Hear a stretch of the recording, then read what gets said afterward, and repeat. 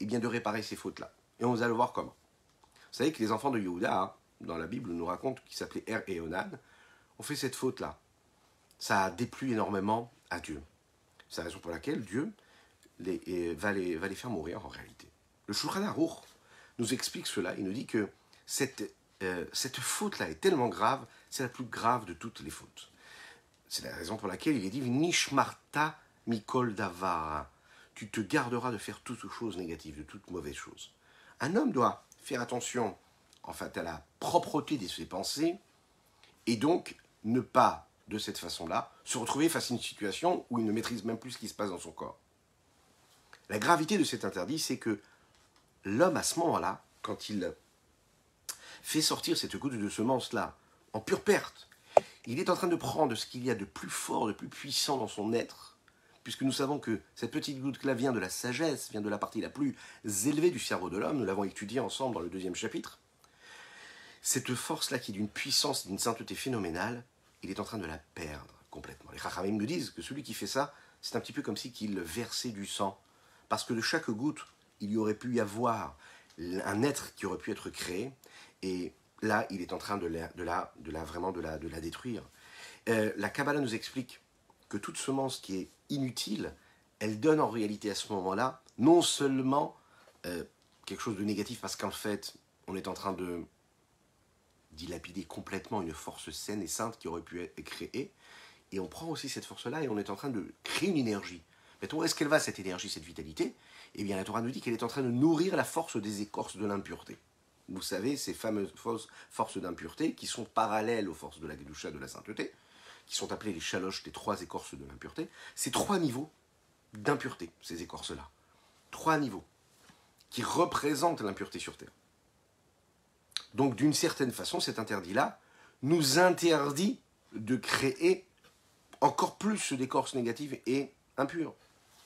C'est ce qui peut venir de ces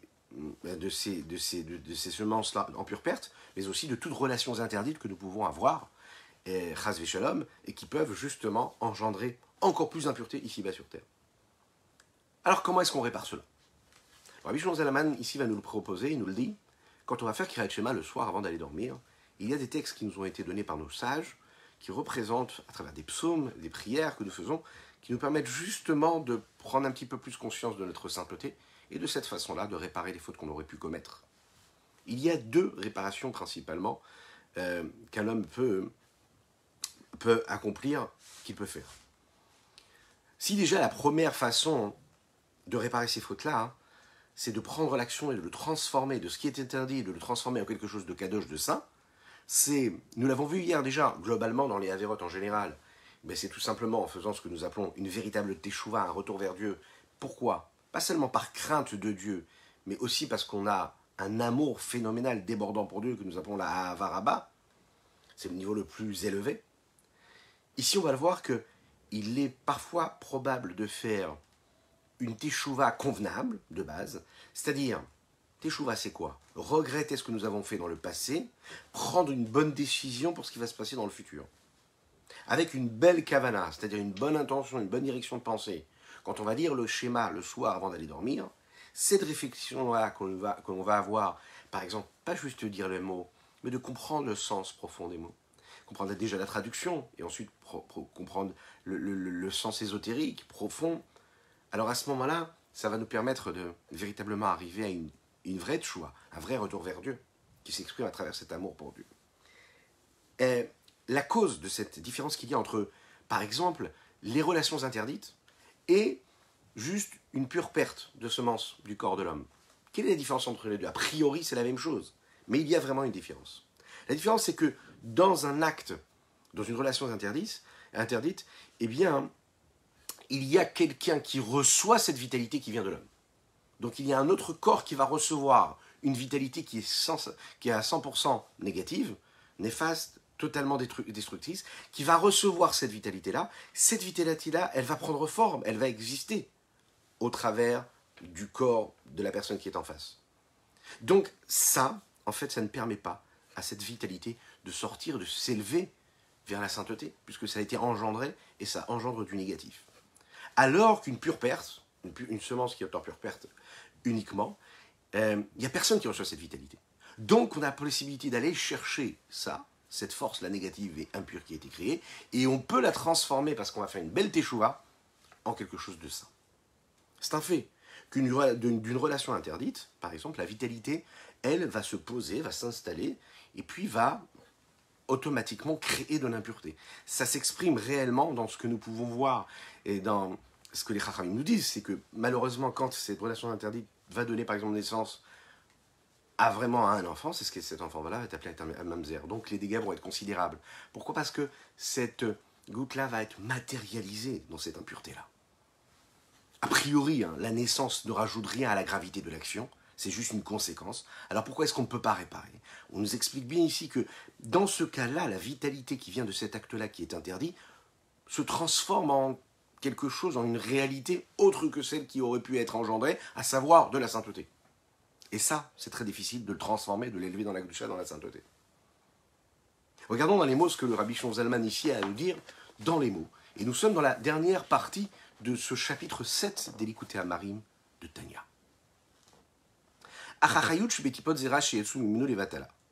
La vitalité qui vient de ces gouttes-là de semences qui ont été sorties inutilement. Bien que comme tous les autres interdits qui sont décrits dans la Torah, interdits se trouvent dans les écorces de l'impureté, et donc il n'y aurait pas d'élévation possible à travers ces actes-là. Il faut savoir qu'à Rezeola Misham Bichuva Nechona, cette avéra-là, elle peut sortir de cette globalité des avérotes en général par le fait qu'elle est une véritable réparation que nous appelons une teshuva nechona. Qu'est-ce que c'est teshuva nechona? Teshuva nechona, c'est une teshuva, un retour convenable, qui convient en fait d'être vécu, cette teshuva-là, comme une teshuva suprême, supérieure. Comme nous allons le voir dans la partie de Higeret à teshuva qui est appelée la teshuva ilaha. Alors bien sûr, c'est pas une teshuva qui fait que, comme nous l'avons dit hier, que les avérotes deviennent des mérites. Ça veut dire que toutes les conséquences négatives deviennent elles-mêmes des mérites parce que j'ai fait une vraie teshuva.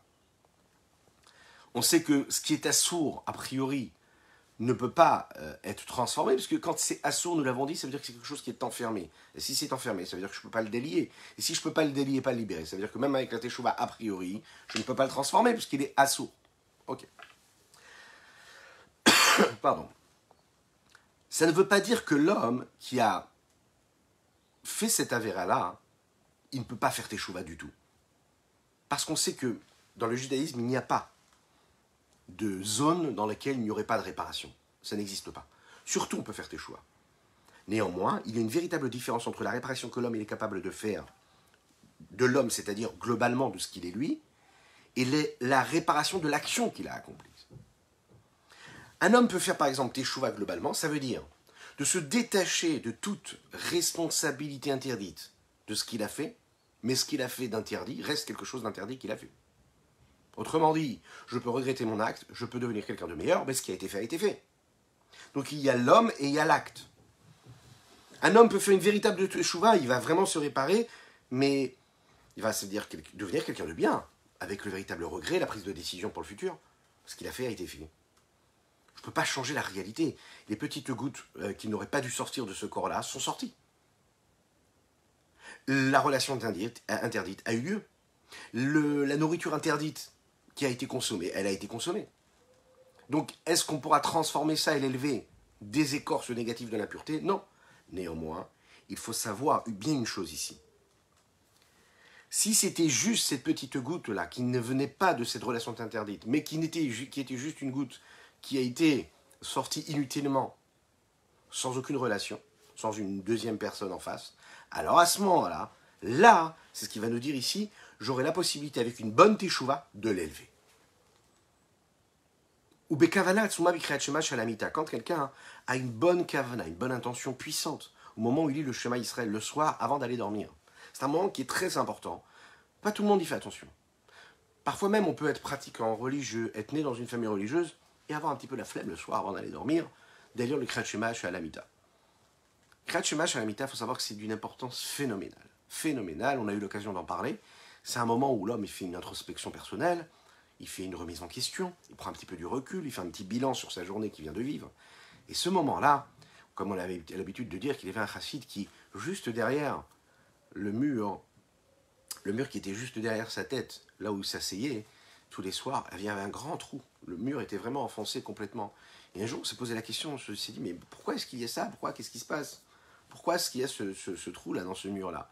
Et en fait, cet homme-là s'arrêtait, vous savez, tous les soirs avant de faire Kriyat Shema Lamita, et il faisait un bilan, tranquillement, sereinement. Il réfléchissait vraiment à tout ce qu'il avait fait dans la journée. Vous savez, c'est pas qu'il allait dormir avec son téléphone portable pour jusqu'au dernier moment d'énergie, rester sur son téléphone et après s'endormir. Non, non, il s'asseyait tranquillement, juste avant d'aller dormir, il faisait un vrai Kriyat Shema, il lisait le schéma, et il prenait du recul, il prenait un petit carnet, il notait tout ce qu'il avait fait de bien ou pas, ses bonnes paroles, ses bonnes pensées. C'est ce que nous devons tous faire en réalité, pour avoir une vie tranquille et sereine. Et tous les soirs, il tapait comme ça avec son poing de rage pour tout ce qu'il avait fait de négatif en se disant « demain je ferai mieux ». Et à chaque fois, il tapait comme ça en disant « demain je ferai mieux ». Ce qui a fait qu'un jour, à un moment, le mur a pris un coup, quoi.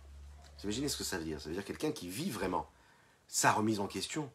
C'est quelqu'un qui vit vraiment le regret des fautes qu'il a pu commettre, la prise de décision sur le futur. Ce moment-là précis, les Chachamim nous disent, c'est un moment qui est vraiment propice à ça. C'est un moment qui est propice pour faire ce que nous appelons véritablement teshuva, le retour vers Dieu. Parce qu'il faut ce retour-là. Il est nécessaire. Tout celui qui dit, le Harizal nous dit, le Rabbi Yitzhak Luria, dans la Kabbalah, nous le disons comme ça. Et c'est aussi mis en allusion dans la Gemara, ou Merubaz Bakmara. Kol hakore Kriyat Shema hanmitato ki ilu oches rerev shel shte fiyot vechoulé. Tout celui qui lit le Kriyat Shema juste avant d'aller dormir le soir, c'est comme si qu'il portait dans ses mains un glaive, c'est-à-dire une belle épée, une belle tranchante, mais des deux côtés. Pourquoi? Vous savez que David Ameller dit dans les psaumes, Ya alzo chasidim bechavod, yeranenu al mishkevotam, romemot et bigronam vecheref pifiyot beyadam. Glorifier Dieu, chanter l'honneur de Dieu juste avant d'aller dormir. La grandeur de Dieu est exprimée par la voix de ses enfants, de son peuple, et dans leurs mains, avant d'aller dormir, ils ont cette épée-là. De quelle épée nous parlons ici? Il y a une épée qui tranche d'un côté, et il y a celle où, vous savez, il y a la possibilité de trancher des deux côtés. Pourquoi autant de violence? De quoi nous parlons ici? Vous savez pourquoi? La Kabbalah nous dit comme ça. La harog gufot achitzonim shenasu levush lachayot shebatipot.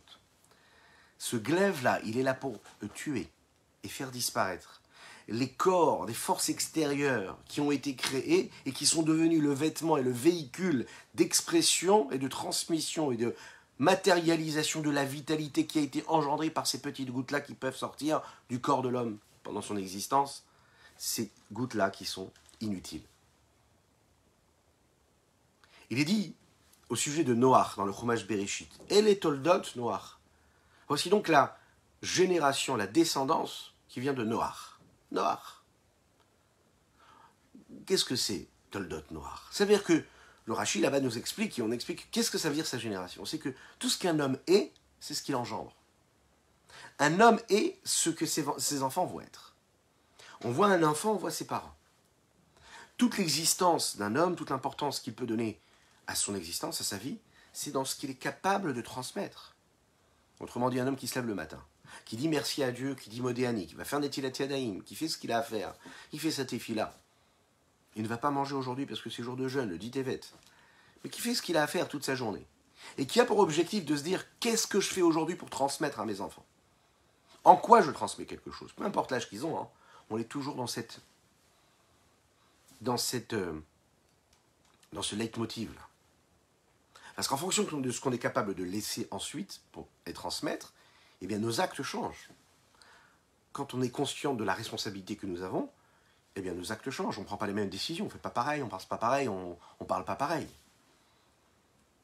Elle est Toldot Noach. Donc, qu'est-ce qu'un homme laisse comme descendance?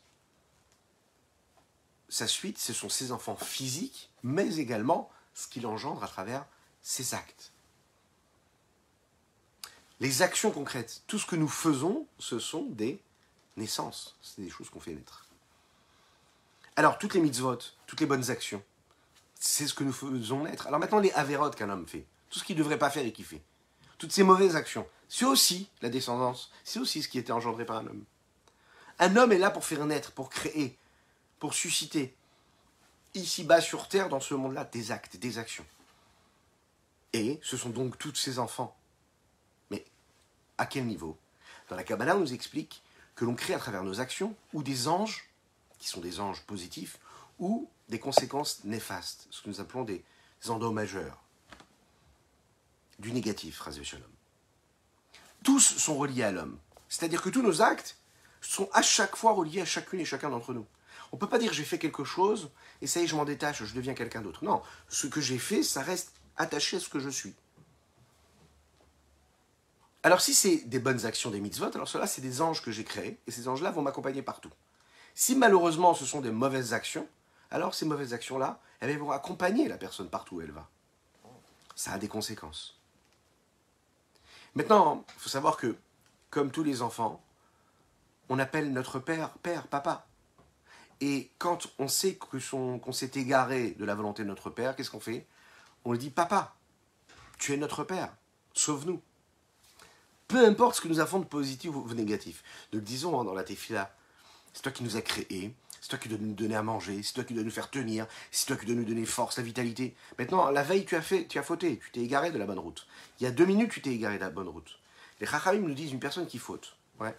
Est-ce qu'elle doit, juste après, par exemple, aller à la prière, faire sa prière? Elle a fauté. Est-ce qu'elle doit aller faire la Tefila? Donnez-moi la réponse. Vous la connaissez? Ben, la réponse, c'est que oui, elle doit aller faire la Tefila. Non, mais comment tu peux aller faire la Tefila? Tu viens de faire un acte que tu ne vas pas faire. Tu t'es mal comporté. Tu as fait une avéra. Pourquoi tu vas aller faire la Tefila? À quoi ça sert? Eh bien, la réponse, elle est que oui, il faut aller prier. Parce que ce n'est pas du tout à nous de faire ces jugements-là. Ah non, mais il a fait un acte, il a fait un acte. Mais chaque action que nous faisons, nous sommes donc les émissaires d'Akadosh Baruch Hu. L'essence même de la mitzvah, l'essence même de la spiritualité qui est suscitée par la mitzvah, l'essence même, c'est l'ange qui est créé par cet acte-là. C'est un envoyé d'Akadosh Baruch Hu un envoyé de l'homme vers Dieu. Il nous représente ce que nous avons fait de bien ou mal, Chas v'Shalom. D'un autre côté, on sait que l'essence même de cette mitzvah-là, c'est-à-dire qui a été engendrée, a son pendant négatif. Une personne, malheureusement, qui détruit en faisant une avéra. Eh bien, on est en train de créer une forme d'énergie, d'essence même d'un ange, c'est-à-dire qui, lui, va être un ange du mal, destructeur. Vous savez qu'on dit que tout ce qui peut arriver de négatif chez un homme, c'est-à-dire les maladies, que Dieu nous en préserve, toutes les épreuves qu'un homme peut vivre, elles ont une source quelque part, elles viennent de quelque chose. Elles ont été suscitées et engendrées par quelque chose. Et qu'est-ce qui a suscité tous ces actes-là? C'est les vitalités des avérotes, de tous ces égarements de la vie d'un homme. C'est à ce moment-là qu'on a créé la possibilité d'une épreuve, la possibilité du négatif. Pourquoi? Parce qu'en réalité, il faut savoir que on a créé une source d'énergie, elles ne l'abandonnent jamais, elles sont là, et c'est elles qui abreuvent et qui donnent des forces de destruction, étape après étape dans la vie de l'homme. Néanmoins, lorsqu'un homme décide de faire teshuva sur ces fautes-là, eh bien oui, si on fait teshuva, ça veut dire teshuva sur toutes les fautes qu'on a pu commettre. Eh bien la teshuva, elle crée cela. Elle crée une coupure entre la source d'énergie et de vitalité négative et néfaste et la vie de l'homme. Autrement dit, ces anges là néfastes et négatifs qu'on a pu créer, ces vitalités destructrices qu'on a pu créer à travers les avérotes, eh bien on peut couper, on peut sectionner cette vitalité qui venait et qui les abreuvait. Comment? Parce qu'on fait teshuva. Il y a parfois même, on a la possibilité, quand on fait une véritable teshuva, on a la possibilité même, la Kabbalah nous dit, de tuer quelque part, entre guillemets, ces forces extérieures et de les faire disparaître à jamais de l'existence même. Pardon. C'est la raison pour laquelle, pour répondre à des questions qu'on pourrait se poser parfois, les relations interdites, elles sont décrites dans la Torah écrite. Oui, il y a des relations interdites à ne pas avoir. Elles engendrent après des naissances qui sont très difficiles à gérer. Bon, ok. Maintenant, le fait de faire sortir des petites gouttes de son corps, pour dire les choses comme ça, inutilement, il n'y a aucun interdit, a priori dans la Torah, c'est pas écrit clairement. Regardez ce que le Rabbi Shlomo Zalman nous dit. C'est la raison pour laquelle on n'en parle pas dans la Torah clairement. Vous savez pourquoi? Bien que dans la Torah, il y a une liste, mais vraiment bien détaillée de tous les interdits. Cette faute-là, elle n'est pas décrite. Elle n'est décrite qu'une fois, comme on l'a dit tout à l'heure, dans l'histoire et la description que nous en faisons, à travers les enfants de Yehuda qui sont Er et Onan, qui eux vont faire cet acte-là qui est interdit. Mais, a priori, dans le reste de la Torah, on n'en parle pas. Bien que c'est un acte qui est terrible, qui est tragique, au niveau de la grandeur et de la multiplication d'impuretés que cela engendre, ou bien des écorces négatives qui sont créées chez Molid ou Marbé, Bimod, Meod, Beotsarat, Zera, Levatela, Yoter, Mibiota, Sorot. Dans toutes les relations interdites, il y a un élément qui est la base même du mal. C'est ce que nous appelons la base même de ce qui a précédé le monde dans lequel nous vivons, à savoir le monde du tikkun, de la réparation, qui est le monde de Tohu, où il n'y avait pas de distinction. C'est un monde où en réalité on est quoi? On est dans la destruction, on est dans l'inverse de la vie. De ce côté-là, il faut savoir que chaque relation interdite, c'est détruire le potentiel de vie qui existe. Tu as une relation qui est interdite, et à ce moment-là, tu as fait descendre sur terre de la vitalité, une force de vitalité, une possibilité de vitalité. Tu prends cette force-là et tu la détruis. Donc tu es en train de détruire le monde. Le projet de Dieu, quand il te crée sur terre, c'est quoi? C'est de faire un monde qui est construit, qui est bâti sur des fondements de morale et de vie, et toi tu prends ça et tu le détruis. Mais a priori, une faute qui est encore bien plus grave que toute relation. Pourquoi? Parce que là, c'est vraiment retirer la vitalité même et créer de la vitalité en la détruisant, c'est-à-dire au point même de ne pas créer, de susciter un partage avec un autre. À ce moment-là, on pourrait dire que c'est encore même plus grave. A priori, il y a beaucoup plus d'impureté, beaucoup plus profond que toute relation interdite. Et là, le Rabbi Shnozan nous l'explique, il nous dit dans les relations interdites, il y a quelque chose de très très grave qu'il n'y a pas dans ces gouttes-là que nous pouvons faire sortir inutilement. Pourquoi? Parce que Mosif Koar Vechayut Biklipa Temea Beyoter Achenu Yachol Lalot Misham Achayut Bitshuva. À ce moment-là, il y a une vitalité qui est ajoutée à la vitalité qui se trouve dans l'écorce de l'impureté, encore plus à tel point qu'on ne peut même pas élever, transformer cette vitalité-là en faisant teshuva. Et nous allons voir ici dans la note, dans la Haga, techniquement, kabbalistiquement, sans rentrer trop dans les détails, ce qui se passe. Pourquoi?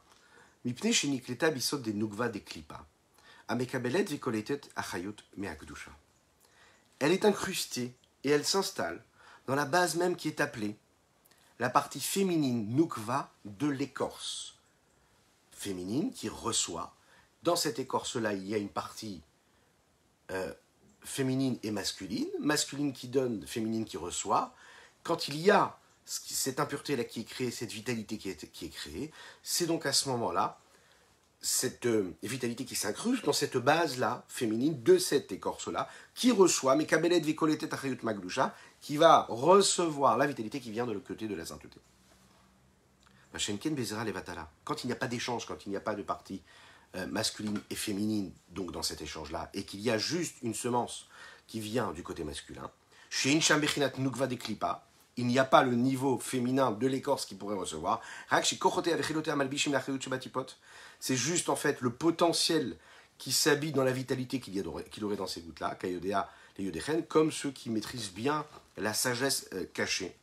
Alors là, à ce moment-là, la réparation de cette faute-là, elle peut être possible, non pas parce que c'est moins grave que quand il y a une véritable relation, un échange. Au contraire, l'impureté qu'il y a dans cette semence-là, elle est beaucoup plus profonde. Elle va même toucher la racine même de l'existence. Mais il faut savoir, parce que c'est très très grave, et comme c'est très grave et qu'il n'y a pas de réceptacle qui reçoit cette petite goutte, puisqu'elle ne se pose aucunement dans aucune autre entité existante, donc elle n'est pas reliée ni attachée à un autre concept, à un autre processus, elle est nulle part, elle reste un petit peu comme ça dans le vide, et c'est la raison pour laquelle, comme elle est nulle part, donc il y a possibilité de réparation. Et c'est ça qui est intéressant ici. En fait, en réalité, la gravité est à double sens. Il faut savoir que, étant donné que c'est une vitalité qui sort ici, et qu'il n'y a nulle part où aller, alors à ce moment-là, parce qu'elle a nulle part où aller, j'ai la possibilité, à travers la teshuva, de la rattraper au vol quelque part, et de la faire disparaître de l'existence. Maintenant, je ne peux pas la faire disparaître de l'existence au point même de faire qu'elle n'a jamais existé. Comme par exemple quand j'avais fait teshuva sur d'autres avérotes, où j'avais réussi à transformer le péché, la avéra, en un mérite. Je peux la faire disparaître. Mais à un moment précis, il faut savoir que je vais devoir aller chercher quelque chose de très très très profond en moi. Ça veut dire transformer dans mon cœur et aller chercher une énergie dans mon cœur d'authenticité, de vérité, d'innocence même quelque part, qui va me permettre d'aller chercher quelque chose de tellement profond, de tellement vrai, que ma teshuva va me permettre de passer vraiment à un autre niveau. D'un autre côté, il faut savoir que cette avéra-là, en réalité, elle va rester dans une forme d'inconscience, quelque chose d'irréel, mais dans une certaine dimension, il y aura ce que nous appelons un réchimo, une petite trace, on l'espère la plus petite, qui va se poser sur nous, une petite tache dans l'existence. Et même la plus grande des teshuva, elle ne suffira pas à la faire disparaître, cette tâche.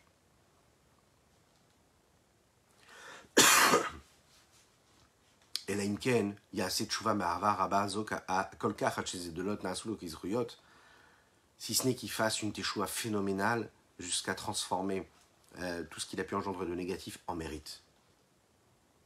Ou basé yuval. Et par ça, nous pouvons comprendre Ma'amar Abotenu Zichronan Livrachas que les Chachamim disent dans la Gemara Chagiga. Qui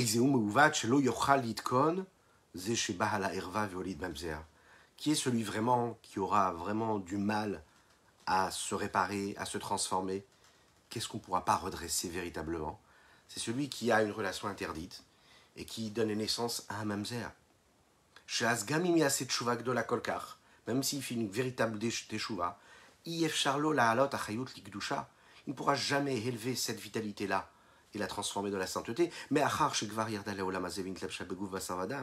puisque cet acte-là a engendré la naissance d'un enfant qui vient d'une relation interdite, la vitalité, elle a pris corps, elle a été matérialisée. Comment tu vas réparer quelque chose qui est déjà matérialisé?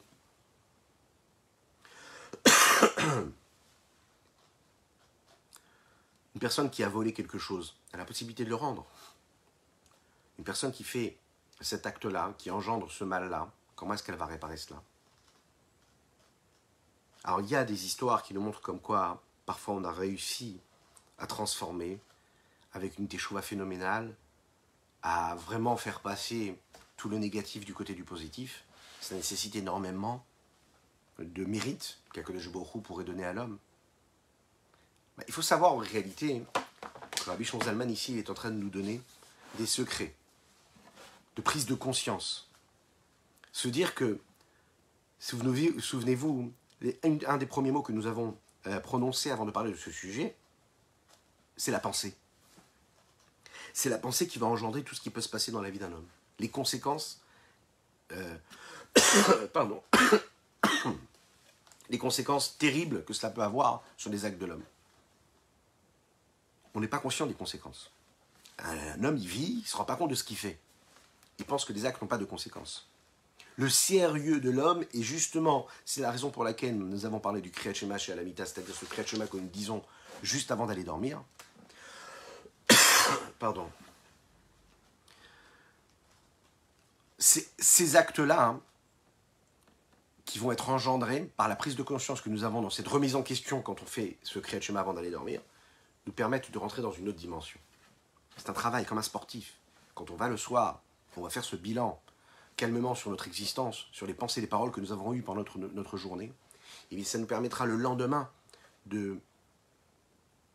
déjà de se mettre dans une situation où on a déjà cette épée-là, à double tranchant, qui est là justement pour s'éviter de tomber dans tous les travers que l'homme peut tomber, dans lesquels l'homme peut tomber.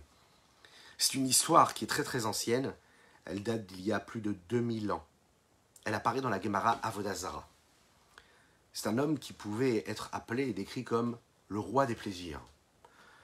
Il n'y avait pas un seul plaisir sur terre qu'il n'avait pas testé, qu'il n'avait pas vérifié. On parle de l'homme qu'on pourrait appeler comme le rachat. Il avait fait toutes les avérotes qu'un homme peut faire sur terre, que Dieu nous en préserve. Et par rapport à l'honneur et au respect que l'on doit avoir dans notre cours, on ne décrira pas toutes ces fautes-là qui sont décrites dans la Torah. Mais un jour, après plusieurs années de plaisir et de fautes, cet homme-là ressent qu'il est arrivé au top du top, au sommet de tout. Il pouvait même écrire un livre en se demandant comment est-ce qu'on peut atteindre le top du bonheur ici-bas sur Terre et profiter de tout ce que le monde peut nous offrir. Mais dans son cœur, il y avait une forme de conscience, de scrupule qui s'installait et qui ne le laissait pas vraiment être tranquille. Un jour, il rencontre une femme, cette femme-là lui dit, tu sais, je sens que tu as des scrupules par rapport à tes actes, ta façon d'être. Tu as quand même des remords. Et sache que tu es vraiment foutu. Il n'y a pas moyen. Tu as été tellement loin, tu crois vraiment qu'un jour tu pourras faire ce que nous appelons la teshuva, retourner vers Dieu. Tu as été tellement loin, tu peux rien faire, c'est fini pour toi. Quand il a entendu ça, bizarrement, il n'a pas supporté.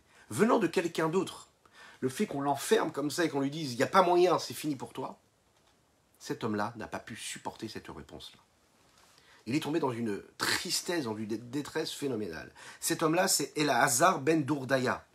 Elazar a senti qu'on lui avait mis un coup très très fort. Devant lui, il s'est dit « oui, elle a raison cette femme-là. J'ai été trop loin. Qui c'est qui acceptera ma teshuva ?» Cette souffrance-là a été tellement grande qu'elle a remis en question tous les plaisirs qu'il a pu avoir pendant toute sa vie, toute son existence. Le regret véritable, les remords.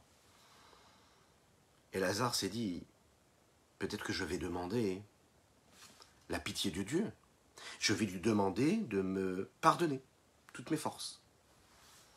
Il essaye de prier avec son cœur, mais là il se rend compte que son cœur est tellement sali par toutes ces avérotes qu'il avait pu commettre, qu'il sent qu'il ne peut pas se présenter à Dieu comme ça avec son cœur, ça ne suffit pas. Il lève les yeux vers le ciel et il se dit, voilà, moi je crois quand même en Dieu. Et il y a le ciel, il y a la terre, ce sont toutes des créatures de Dieu, elles vont m'aider, elles vont être les témoins de mes actes. Il s'adresse au ciel et il dit au ciel, s'il te plaît, intercède en ma faveur. Il s'adresse à la terre et lui dit, s'il te plaît, intercède en ma faveur. Il parle au soleil, il parle à la lune, il parle aux montagnes, il parle aux vallées. Essayez de m'aider, s'il vous plaît. Intercédez en ma faveur. Et là, il se rend compte qu'en fait, il n'y a pas de raccourci possible. Personne ne l'écoute. Et il y a un moment, il se dit, ça ne dépend que de moi. Il va falloir que je prenne mes responsabilités en main et que j'assume ce que j'ai pu faire. Et que c'est à moi de faire teshuva. Elazar ben Dourdaya s'assoit à terre et toute la souffrance, toute la douleur qu'il a en lui explose à travers toutes ces vallées de larmes, les textes nous disent, qui sortent de ses yeux. Il n'a pas juste pleuré. Il est vraiment, vraiment, vraiment, quasiment, s'est détaché de la vie.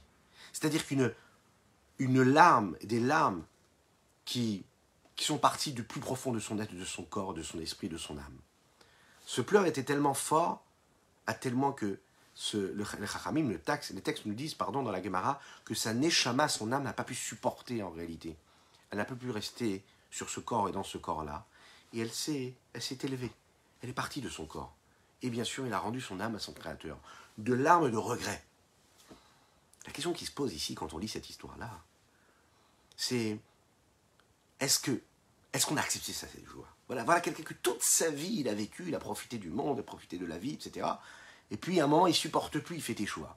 Tellement il fait teshuva que son âme ne peut pas supporter et rester dans ce corps, qu'elle se détache de ce corps et qu'elle monte vers Dieu. La question qu'on se pose, c'est est-ce que vraiment on va accepter cette teshuva ? Vous savez que les portes du ciel et les portes de la teshuva ne sont jamais fermées. Les Chachamim nous disent, même une personne qui faute de manière chronique, même le roi des plaisirs, même lui il peut faire teshuva, il n'y a jamais rien qui soit perdu. Peu importe ce qu'on a fait, peu importe la conscience avec laquelle on a commis les fautes. La Gemara nous dit qu'à ce moment-là, il y a une voix qui sort du ciel et qui dit comme ça, Ashrecha Rabbi Elazar ben Dourdaya, Shatam Zuman Echaye Haolam Haba. Heureux sois-tu, Rabbi Elazar ben Dourdaya. Voilà quelqu'un qui toute sa vie a fauté, qui s'appelait Elazar ben Dourdaya, qui là va être nommé Rabbi, maître. Parce qu'en un instant, il a été accueilli dans le monde futur. Imaginez un petit peu ce que ça veut dire. Ça veut dire qu'il est changement de statut. Du plus grand fauteur, il est devenu le plus grand des tzadikim. Imaginez la force, la puissance du retour de la teshuva d'un homme. La Gemara nous dit, pour terminer, que Rabbi Yehuda Hanassi, l'auteur de la Mishnah. Imaginez, Rabbi Yehuda Hanassi, c'est l'homme, le tzaddik, le numéro 1 du peuple juif. On est complètement à l'inverse d'Elazar ben Dourdaya, complètement à l'autre extrémité. Quand il a saisi cette histoire-là, vous savez ce qui s'est passé? Lui aussi s'est mis à pleurer. Il n'arrivait plus à s'arrêter de pleurer. En disant Yesh kone olamo b'sha'achat, en disant qu'il y a des personnes qui peuvent acquérir leur monde futur en un seul instant. Toute leur vie, en un seul instant. Vous avez celui qui travaille tous les jours et à sa tâche, chaque jour, il transforme son existence. Il accomplit la Torah, il accomplit une mitzvah, et encore une mitzvah, et encore une mitzvah. Ce sont les tzadikim, Rabbi Yehuda Hanassi, notre grand saint maître. Il y a ceux qui sont capables même de les doubler quelque part. En un seul instant, ce sont les Baalei Teshuvah. Une personne qui prend conscience de son éloignement, une personne qui se dit « Comment je peux faire dans cette obscurité pour transformer mon existence? Est-ce que je peux transformer mon existence ?» Il faut savoir que, comme nous l'avons dit hier, tant que la lumière est là, tant que cette petite flamme qui est posée sur cette bougie continue d'éclairer, ça veut dire qu'on peut réparer. Ça veut dire qu'il y a, peu importe le moment où on est, peu importe, comme nous disions, l'obscurité dans laquelle on se trouve. Quand on a des problèmes, on a des soucis, on a des tracas, que ce soit des problèmes physiques, que ce soit des problèmes ras veshalom de santé, que ce soit des problèmes psychologiques, que ce soit des problèmes par rapport à la parnassa, par rapport à la famille, par rapport à la paix dans le couple, par rapport à l'éducation des enfants. Enfin, il y en a, on va rester positif, du positif. Mais il y a beaucoup de problèmes qu'un homme il peut avoir dans son existence. Les erreurs, les moments où on trébuche. Il faut savoir que cette obscurité-là ne peut pas nous terrasser, même s'il est opaque. Akadosh Baruch Hu, Dieu nous a donné les forces d'être plus forts que cela. Et la meilleure façon de passer outre, c'est justement d'être dans la transformation de cette obscurité-là. Et être dans la transformation de l'obscurité, c'est justement de voir cette lumière-là. Cette lumière-là, c'est de se dire qu'on peut faire teshuva en un seul instant, en prenant la bonne décision. Et toujours être dans l'action concrète, la remise en question et l'action concrète qui est engendrée par cette remise en question. Que Dieu vous bénisse et qu'il vous protège. Qu'on soit toujours générateur de positif et de bien. Qu'on soit toujours attaché à Kadosh Baruch Hu, qui nous donne les forces de ne même pas avoir besoin de tomber pour bien sûr être toujours sur ce tremplin qui nous permet d'évoluer, de grandir et encore et encore. Je vous souhaite une excellente journée, que Dieu vous bénisse et qu'il vous protège. Bon jeûne pour ceux qui jeûnent et qu'Hachem fasse qu'on termine ce jeûne-là, vous savez quoi? Avec la reconstruction de ce temple-là qu'on est en train de commémorer en jeûnant aujourd'hui pour ce jeûne du dit Tevet, qu'il soit transformé, comme le Rabbi avait l'habitude de le dire, qu'on n'ait même pas besoin de jeûner, que ce jeûne-là soit transformé en un jour de joie, parce que le Beth Amikdash sera reconstruit. Je vous invite à partager, à liker et commenter. Que Dieu vous bénisse, et à bientôt.